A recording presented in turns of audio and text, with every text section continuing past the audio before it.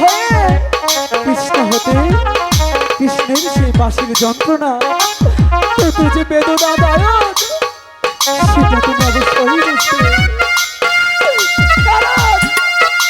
ভালোবাসা কতটা সুমধুর সেটা তো আমি জানি। তুমি যদি সেটাই বুঝতে তাহলে আজ এই ফুল সজ্জায় আমাকে ফিরিয়ে দিতে পারতে না, কিছুতেই পারতে না।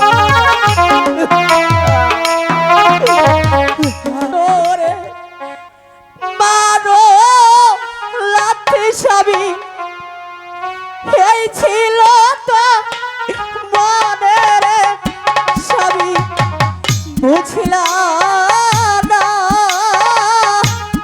সবই বুঝলাম না রে। আমি তোর কোনো কথাই বোঝার চেষ্টা করিনি। কি বুঝবো যে নাকি কথা দিয়ে কথা রাখতে জানে না, তার আবার মনের কথা আছে নাকি? আমার যে কতটা কষ্ট হচ্ছে সেটা শুধু আমিই জানি।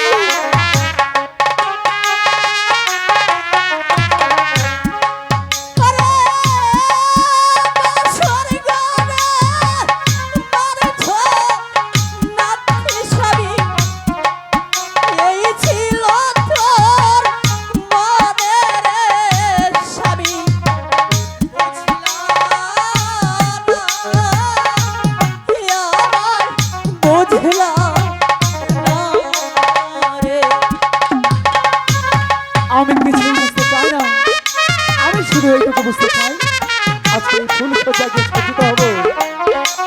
তাই বলছি এত কথা না বলে চলো না ওই ফুল সজ্জায় গিয়ে দুজনে সজ্জিত হবো।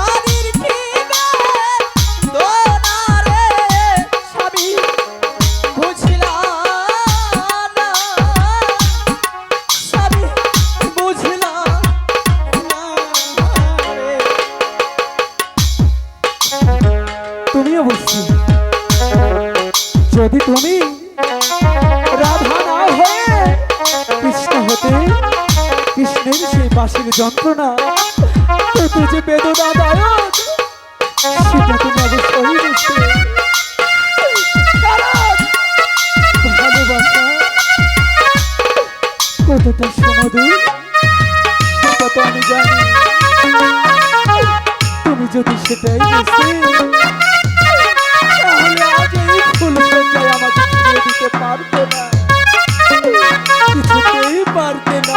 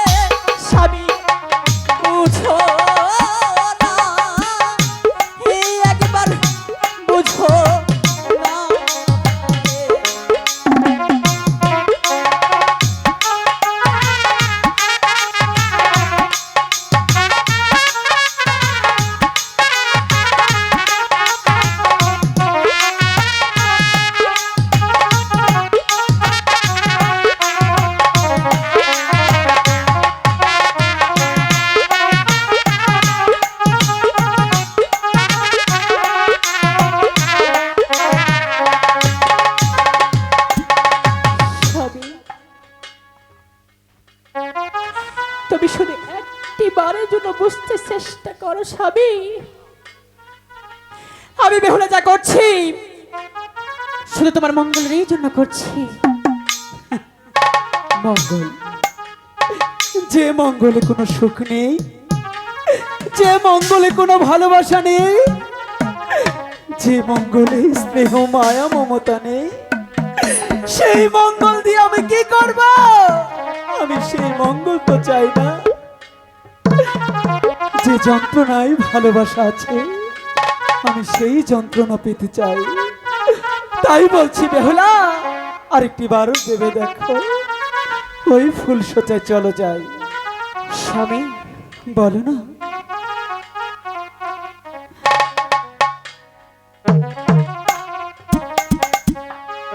তুমি তাহলে জানতে চাও আমি কেন তোমার সাথে ফুল সজ্জা যাচ্ছি না? কেন যাচ্ছ না? শুনবে তুমি? অবশ্যই শুনবো, বলো দেখি। তোমার বিশ্বাস হবে তো? কেন হবে না? তুমি সত্যি কথা তো আমার কাছে খুলে বলো। পূর্বে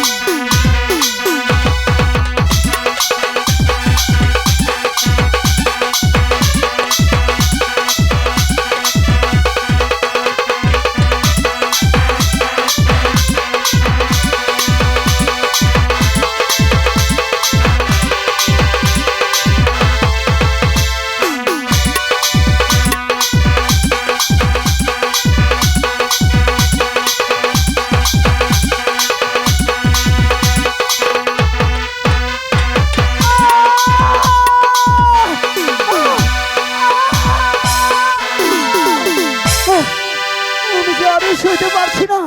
আহ! আমার যে সারা শরীর বিষে জর্জরিত হয়ে যাচ্ছে। বেহুলা, বেহুলা, তুমি কি আমার আত্মনাদে শুনতে পাচ্ছ না? একটি বার আঁখি মেলে তাকাও না। আমি যে আরো পারছি না। আহ! আমি যে আরো পারছি না। একটিবার আঁখি মেলে চাও না।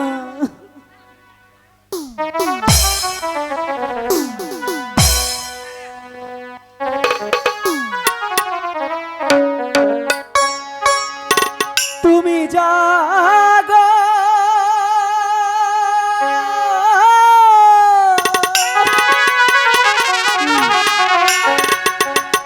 ও আমার বেলা, আরে আইরে